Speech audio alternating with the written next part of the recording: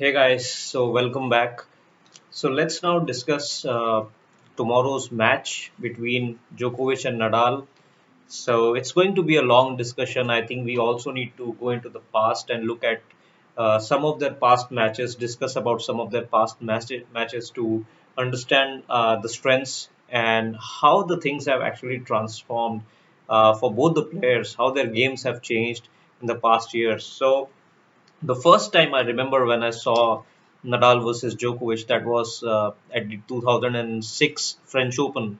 And back then, nobody knew who Djokovic was. He was an up and coming youngster who was having a lot of physical issues, with the breathing difficulties and with the other issues on the court.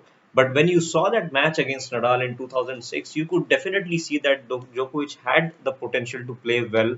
At that point of time in that match, I did not pay that much attention to his backhand, but I could see him running around his forehand and hitting his off forehand, running around his backhand and hitting his off forehand. And that was his best shot. He was winning a lot of points out of that shot, and he was hitting with a lot of power. So that is something that was my first observation when I saw in 2006, and I think even then I thought if this guy can work on his fitness and if he can continue playing well, then maybe someday he could beat Nadal. And that thing also was mentioned by Djokovic himself in one of his press conferences after that 2006 French Open, where he said that he can definitely beat Nadal. He thinks that he can beat Nadal one day on the clay. It took him a few years to do that, but eventually he was able to do that. And what changed? What changed? We all know that Djokovic was having some physical issues, and then he went with a complete transformation of his health, of his diet, and he hired a new fitness coach. Then in 2010, the back end of 2010, when he won the Olympics, that was also not the Olympics, the Davis Cup, sorry. So that was a very big boost for him mentally, and then collaborating that, combining that with his diet change and the improvement in his fitness. We all saw the results of that in 2011, where Djokovic was just unbeatable. He was able to beat Nadal on clay on several occasions, although he didn't face Nadal in the French Open, but he was still able to beat him in Wimbledon and also in the some of the North American hard courts. So we could see that Djokovic was playing really well in 2011. When we go back to the French Open history of 2012, we can see that Nadal was obviously the favorite in the French Open, but we in between the match when it started raining and the conditions became damp, we could see that Djokovic was gaining momentum in his shots, and he won one of the set, and he was also up a break in the fourth set, I believe, and he was looking like the momentum had completely shifted. Nadal was also struggling physically a little bit. He was tired in that match, but then rain came into the rescue for Nadal, and the match was shifted to postponed to the next day. The next day, it was all hot and humid. Nadal was back to his fitness. He got the break back immediately, and then he won the match in the back end of that same set. So he won in four sets in 2011, 2012. But that match proved that Djokovic could trouble Nadal even in the on the clay of French Open when he got that set of Nadal, and he was looking strong in the fourth set. And one could also see how the conditions when they change from hot and humid to damp and overcast, one could see how it made Nadal's forehand look a little bit simpler, a little bit mediocre. And in that case, Djokovic was able to pounce on that, and he was able to, redirect the ball easily to the backhand of Nadal, and he was able to be aggressive because the ball of Nadal's forehand was not bouncing that much, so he was able to counter that. So I think from that point onward, I always knew that Djokovic can beat Nadal on his day. And when you see the 2013 French Open match, if you have not seen that match, I would request you guys to please see the complete match. It is available on YouTube, and it has been uploaded by French Open itself. It's a great highlights. 2013 French Open semi-final. I watched it live, and it was amazing. And I think that's the best that Djokovic has played against Nadal at the clay of the French Open specifically. And he had a lot of chances to win that match, even though earlier, I think twice Nadal served for the match on that in that match, but then ended up losing that set. And in the final set, Djokovic was a break up early, and he kept the break. He kept the lead until 4-2, and then it was a very long game. It was a issue with the net that Djokovic faced with the smash. There was a high loopy forehand or high loopy backhand that Nadal hit that somehow landed up in the court. So a lot of drama, a lot of twists, but amazing quality in that fifth set when, especially when Nadal was down 2-4, the shots that he hit to come back into the match were outright winners, whether it is backhand or forehand. So I would suggest, if you have interest in watching Djokovic play against Nadal, please do watch that match, 2013 semi-finals of the French Open. So talking about that match for some more time, I think those conditions were also hot and humid. It was favoring Rafa, but I think Djokovic was playing so well. And if you guys remember, Nadal was coming off of an injury in 2013 in the Monte Carlo as well. I think Djokovic won that match easily, and people started questioning Nadal's dominance on clay, whether it was going to end. So that match was a very crucial match for Djokovic and Nadal as well, and it was very high quality winners all over the place, good long rallies, and I think the way Nadal came back in that fifth set. Uh, After that match, I mean, I thought that maybe this is the time, this is the moment for Djokovic to finally, break the shackles and win one of the French Open matches against Nadal. But when did that didn't happen? And Nadal, the way he came back, it's not like Djokovic gave the match away after having a 4-2 lead. The way he came back in the match, and that match. It's not like when Nadal broke back Djokovic, he won that match right there. The match still continued and it was on serve. I think Djokovic lost it 7-9 in the final set in terms of games.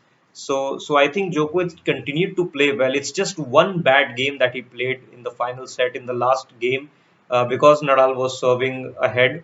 So Djokovic played one or two bad points, made a few unforced errors, and it was love 40 in the final game. So he had like three match points Nadal had, and then Djokovic made an error. So I think that match was very, very good in terms of quality.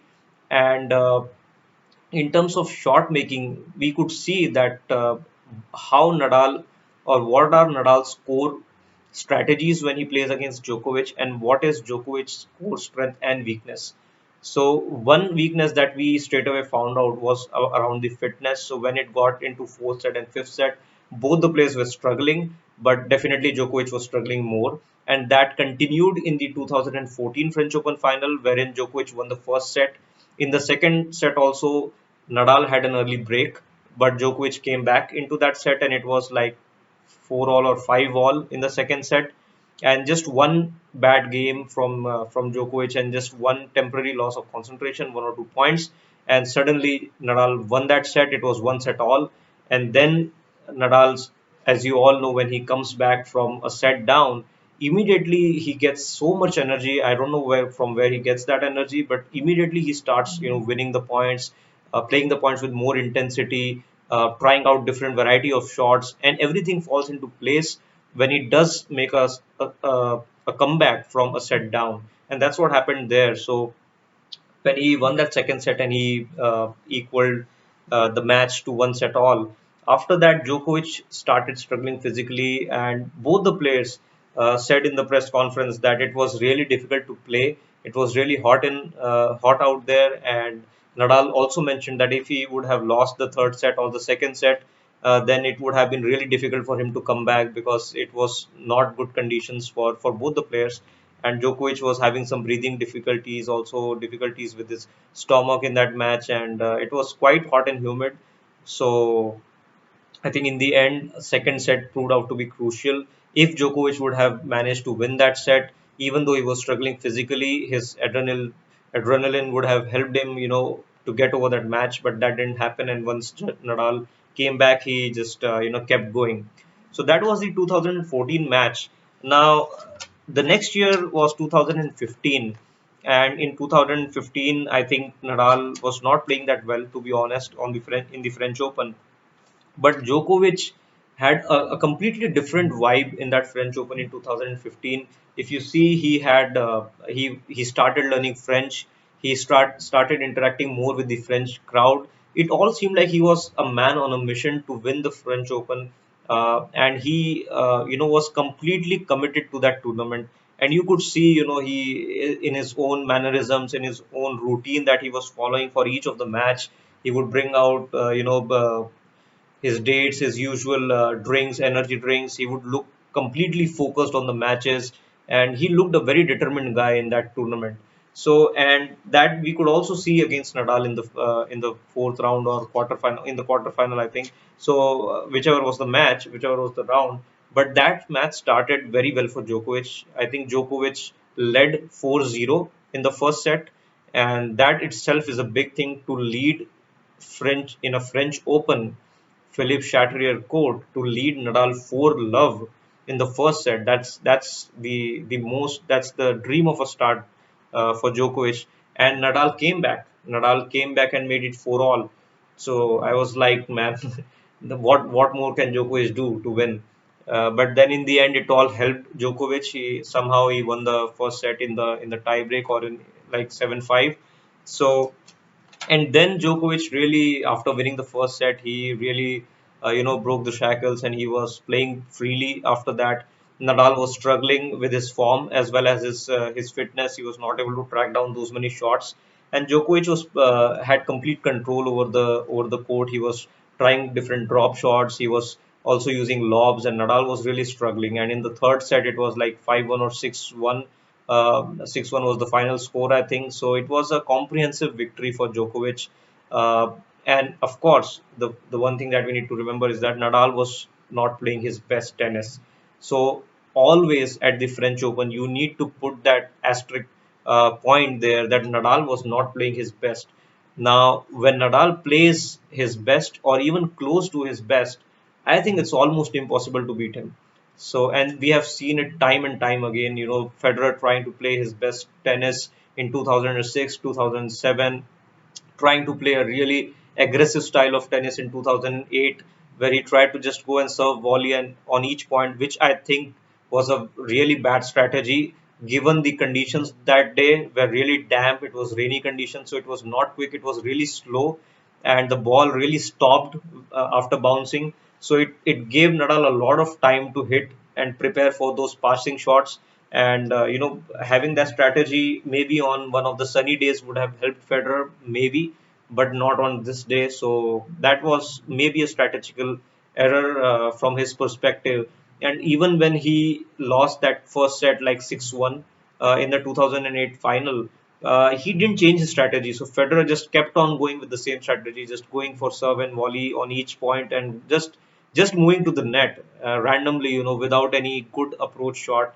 And Nadal was up to it. The court was not playing that fast, so Nadal got a lot of chance to prepare. And with his class of passing shots that Nadal has, it's really difficult for somebody to attack just like that. Okay, so you need to play a very good approach shot, and only then you can beat Nadal from the front of the court, because I think his passing shots, because of the angles that he uses, because of the 1-2 combination that he has, that he'll just put the ball into your shoelaces and then he'll run forward, so that it's not a volley. Now it's a net exchange, and of course Nadal can win that exchange as well if he has time. So I think that strategy wise was not a good decision. So Federer has tried a lot of times. I think the best chance that Federer had against Nadal was in 2006, and then in 2011 when Federer was really playing well. Nadal was not playing that well, to be honest. I think he struggled the same year against Isner when he was down 2 sets to 1 at the French Open. And even with Federer, he was down 2-5, and Federer had a set point wherein he went for a drop shot and it just missed by a whisker, and then suddenly Nadal came back. So it has happened a lot of times when Federer is up 5-1 or 5-2, and somehow Nadal just finds that one extra game that he wins, and then he comes back altogether and wins the first set. So that match, I think Federer had a lot of chances to win. He even won the third set, and even in the fourth set, he was love 40 up on Nadal's serve. So I think Federer had a lot of chances in 2011, and so the bottom line is all the players, all the good players, all the best players have tried to beat Nadal, and I think he has only lost twice, one to Soderling and one to Djokovic. And in both those days, if you pay attention, even with Soderling, Nadal was not fit on that day. He was not able to run. He was injured. He was not even able to play Wimbledon after that tournament because of his injury.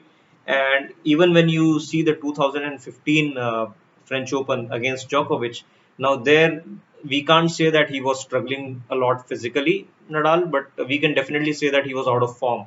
So one of these two factors need to be there for somebody to have a really good chance of beating him. So this year, I can definitely say that he doesn't look to be having any physical issues. So Nadal looks to be fit and in form. So he's not playing his best. I mean, it's not like he's just ripping apart the opponents and he's just hitting winners all over the court. It's not like that. Even when you saw yesterday's match, you could see that some of the backhands, some of the forehands, there were some uncharacteristic errors, and Nadal was also facing some pressure when he was serving for the set. He was pushed a little bit. So he's not playing his best, but he's playing good enough tennis. And his backhand down the line is working fine. His backhand uh, cross court is working fine. His forehand up the line, which is his favorite shot, and the shot that is actually the barometer for somebody to tell whether Nadal is playing well or not, was also working well. And so I think he's playing well. He's fit.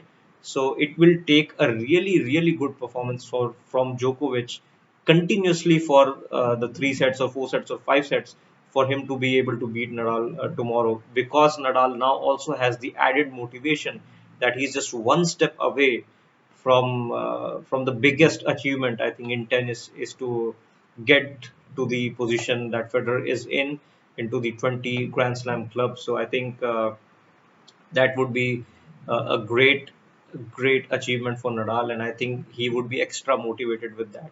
So now coming back to our 2015 discussion, and then 2016, we all know that Nadal had to pull out because of injury in between the tournament, and then from 2017 onwards, he was again back to his winning ways.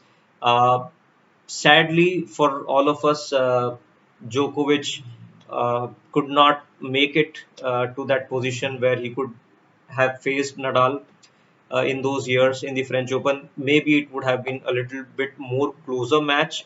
Not to take anything away from Thiem, I think Thiem played a very well played very good matches in all those finals and semi-finals. But I still think Djokovic would have been a little bit more threatening to Nadal's position, because even if Nadal hasn't lost to anyone on the clay, or hasn't lost to his opponent that from with whom he's playing, I think that gives him some extra confidence. But against Djokovic, he always knows that if he doesn't play well, then Djokovic will always have a chance to win.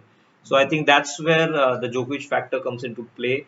And unfortunately, he was not able to play for these years. But finally, even yesterday, I thought maybe when Tsitsipas won the fourth set, I thought maybe again Djokovic will blow an important chance to win. But yesterday, thankfully, he was able to complete that match and uh, get ready for tomorrow. So I think talking about this year, I would say uh, physically both the players are fit. Both the players did not play the US Open, so they are well rested. Now, talking about the on-court time during this tournament, we can say that definitely it's favoring Rafa, because he hasn't played many close matches. I don't think he has lost a set, and Djokovic has played one four setter I think, and the five setter yesterday. So I think. Plus, Djokovic was also having some issues with his arm in one of the matches. So I think physically, I would say Rafa is in a better position right now for this match. Now we also have some more points to discuss regarding this match, and we'll start off with the serve. So the serve, I think. a very underrated weapon that Nadal has is the serve, and I think he is serving really well. Especially his second serve, he's able to put the ball deep, put more angle into that shot, and then he's able to dictate play with his forehand. So once he gets a good serve in and he gets a middle court reply, then I think with his forehand he's able to dictate the play and he can either go inside in or inside out. So it's up to him, and he is equally efficient in both the shots. So I think the serve of Nadal is working well right now, and we all know how much Djokovic has improved his serve over the years. So that his serve is also a big weapon. So I think it will be a really important to see, and really interesting to see whose serve is better on that day. I still think Djokovic leads in that department, and his serve would be really crucial for him, just to start off that point on a good note and not allow Nadal to get into the forehand to backhand exchange uh, that Nadal likes to do, and then just pull your opponent outside the doubles alley and then go for his favorite down the line forehand. So I think that's one aspect that Djokovic needs to avoid. And for avoiding that on his own serve, Djokovic needs to be sure that he serves well and then stays on the aggression on the whole point, and then go to the net when it's the apt moment and finish the point there. And when he's returning, of course, we'll talk about that later. So I think Djokovic leads in the serve department. One interesting shot that I have been watching Nadal play against Djokovic specifically from 2011, if you saw, is the chip backhand, the loopy ball that he plays. So when he wants to change his direction and slow down the rally, Nadal uses a very sort of interesting shot, which is a chip backhand.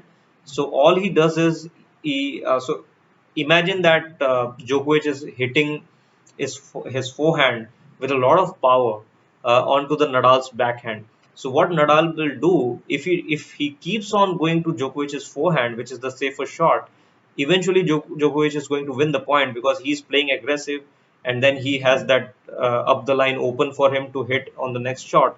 So how Nadal counters that is he uses his backhand chip shot. When Djokovic hits his forehand, Nadal just uses his backhand chip shot and changes direction. So now the ball is redirected to Djokovic's backhand. And since it's a very high loopy ball, it gives Nadal ample time to return to the middle of the court. And that's the first part. The second part is, since the ball is bouncing really high, Djokovic needs to adjust his shot, and he cannot be that aggressive with that shot now. So those 2 points is the byproduct of Nadal's strategy to somehow change the direction and give himself more time, as well as make sure that Djokovic is not able to attack more from his second shot, from his subsequent shot. So I think that is a very good shot that Nadal has, and I think he'll be using it a lot to change the direction. Now in 2011, also Nadal used the same shot, but Djokovic, because he was in such a good form, he was playing his best tennis probably, and he was able to counter that. He would just move around his backhand since the ball was slow, and even if it was bouncing high, since the speed was slow, Djokovic had the time to move for his forehand and then attack with his forehand, with his off forehand, and then down the line and then go to the net and finish the point. So I think Djokovic knows how to deal with that shot, but it also depends on how well Djokovic is moving, first of all, as well as how aggressive he wants to play.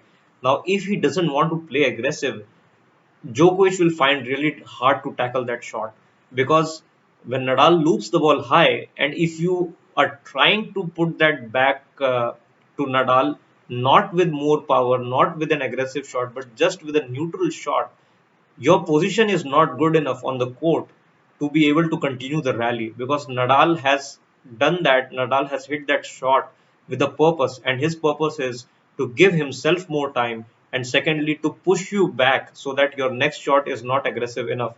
Now, if you don't go for broke, or if you don't change the direction in your next shot, then Nadal is ready. He's in the middle of the court.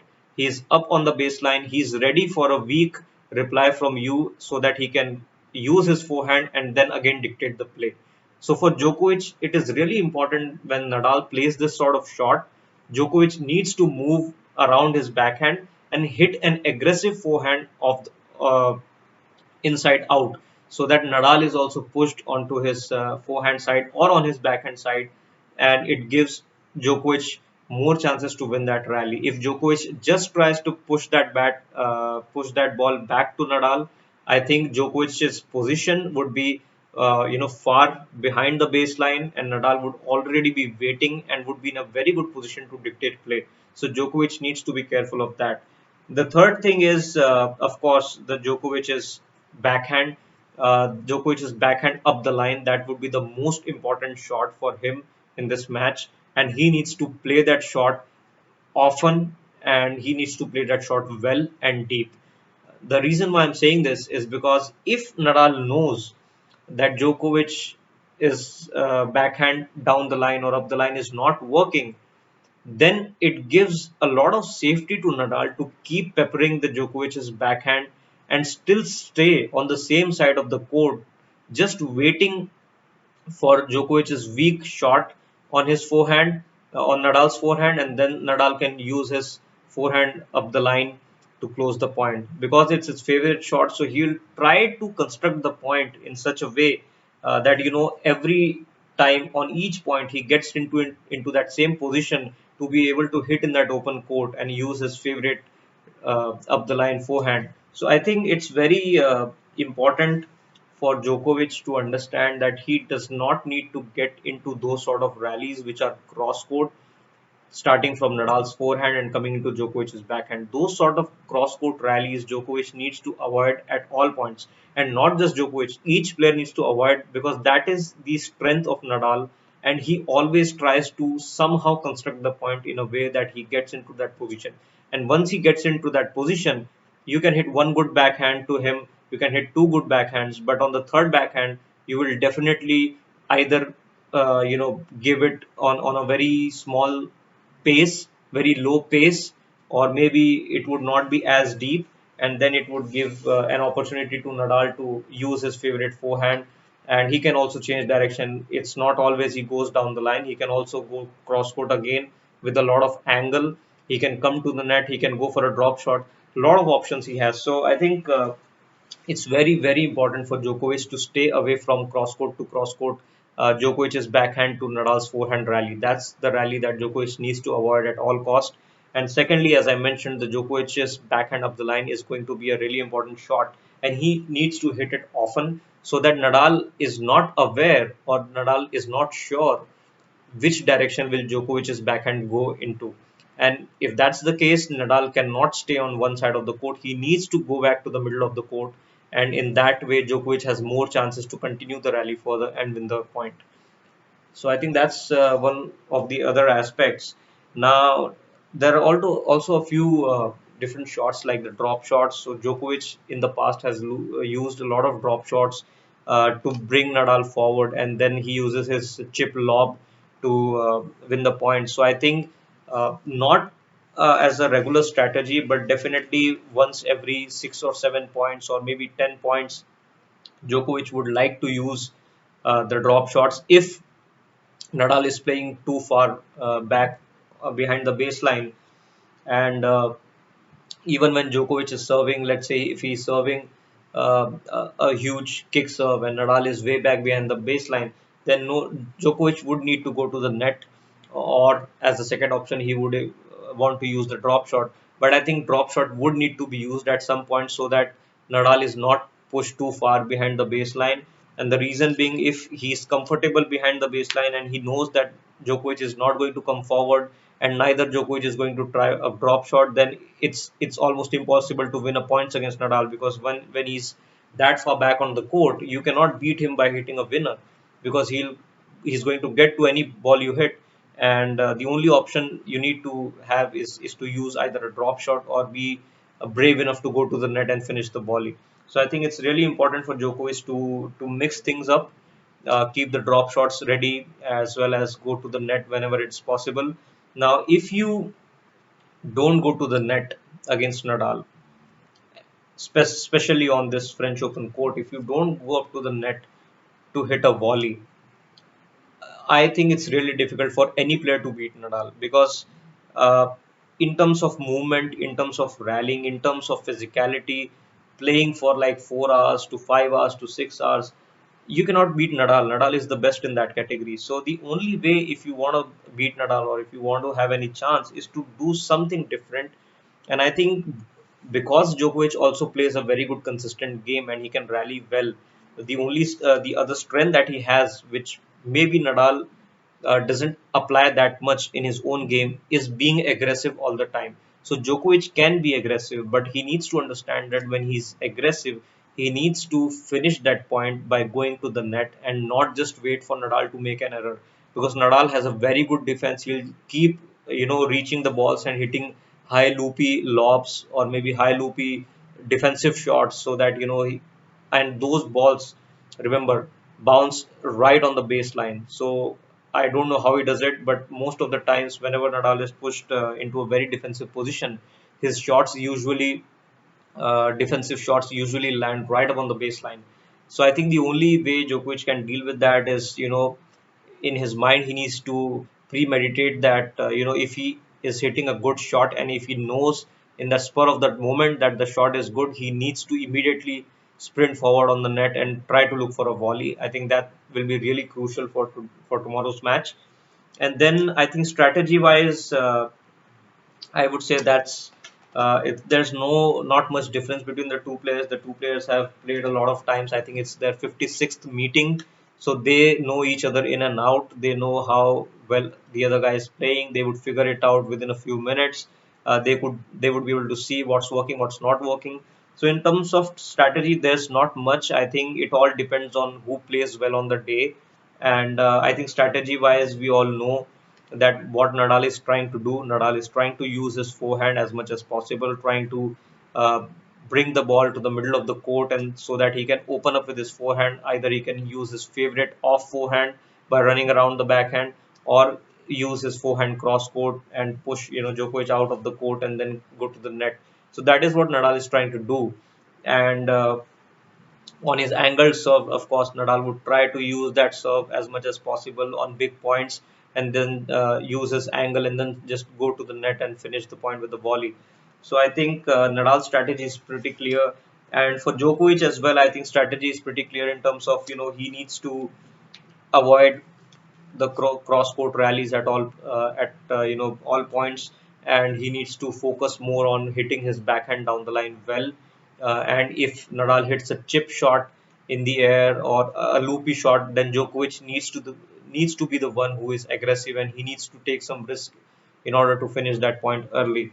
And also he needs to try out some drop shots and serve well, and most importantly, be willing to go to the net and finish off the volley. Not just going to the net. Just going to the net won't trouble Nadal. He's a very good.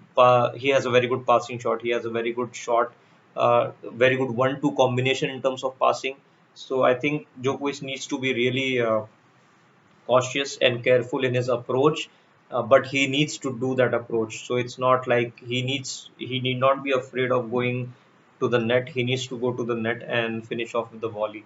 So I think strategy wise, Djokovic's backhand down the line, his serve, and his ability to go to the net and volley. I think these three will be the key aspects for Djokovic. As for Nadal, I think the Nadal serve as well as his forehand down the line would be the key aspect. Fitness wise, I think Nadal has the upper hand, and the most important thing for from Djokovic's perspective would be the first set, because if he wins the first set, he would play a little more freely and he would play a little more aggressive. I think that would help him. But if he loses the first set, then it will be really hard for Djokovic to make a comeback, because Nadal, when he gets a lead, Nadal also starts playing really aggressive, and it's difficult for anybody to beat him once he gets going. And so I think first set would be more crucial for Djokovic rather than Nadal, and I think both the players can win. Now, if we talk about predictions, I think I would say there's not much to choose between the two. I mean, both the players are playing well, but still, I think Nadal will be the favorite, clear favorite, because he has had less trouble in winning matches. The time of the match is 6:30 Indian time, so I think it's not completely a night match. It's an evening match, which will also favor Nadal. These conditions, as well as I would say. The added motivation that Nadal would have to get over the finish line and equal Federer's record. So I think all these factors would be helping Nadal. And for Djokovic, I think of course it's a very important match for him. Even in the last U.S. Open, it was a very important tournament for him. Unfortunately, he was not able to continue in that tournament, and so right now it's very important for him to get this win, so that he moves closer to Nadal, gets to 18, so that it's 18, 19, 20, and not like 17 and 20. Because now if Nadal is able to win tomorrow's match, then it would be a huge difference. Three Grand Slam is a big difference, and then we all have been talking for a long time that Djokovic is eventually going to catch up against Nadal's uh, Nadal's tally as well as Federer's tally. But now we can see that it has not happened. It's not like Djokovic is winning 2 out of 3 or 3 out of 4 slams a year. He has not been able to win a lot of slams on the trot, and that is because of these issues. Sometimes the last time he got disqualified. Before that, he lost to Thiem in the last year's French Open. He lost to Cecchinato in one of the French Opens. So I think it's not very easy going for Djokovic in all these tournaments. So he needs to make sure that the opportunity that he gets, like this one, he needs to make most of it. And I think if he can win this match, he would be, it would bring him a lot closer to Nadal and Federer's overall Grand Slam title count. So I think prediction wise, I would say Nadal to win in 4 or 5 sets. And if Djokovic can produce his best tennis continuously for 3 to 4 hours, then maybe he can win the match. So I'm not saying that Djokovic cannot win the match. He can definitely win the match, but you know, calculating all the factors and just analyzing everything that has happened in the past, I would say it would be Nadal in 4 or 5 sets. And please let me know what you guys think, and please put in your thoughts on the comment section, and let's see who wins. So I just hope that both the players stay fit and they produce some good quality shots, the shots that we have all been seeing from them for the last 10 years or 15 years. So let's hope that it's a great match. It's a great performance from both the guys, and then maybe who plays well wins. And I would like it to be more of a four-setter, not a five-setter, because in a five-set, if it gets too close, I don't like to see those matches, because it those are decided by just 1 or 2 points, and it seems unfair to the one or the other player, because it was such a close match and it was just 1 or 2 points. So I would like to see a very close match, but still the fourth set or the fifth set should be a comprehensive win for either of the players, so that definitely both the players should not feel like could have won just because of 1 or 2 points I lost. So that shouldn't be the case. So I hope it's a good match. It's a good quality match, and whoever plays well wins. And it's let's just hope for the best. And so let me know, guys, what do you think, and who will win the match? And will it be Nadal equaling Federer's record, or will it be Djokovic moving closer to Nadal as well as Federer? Thanks for watching.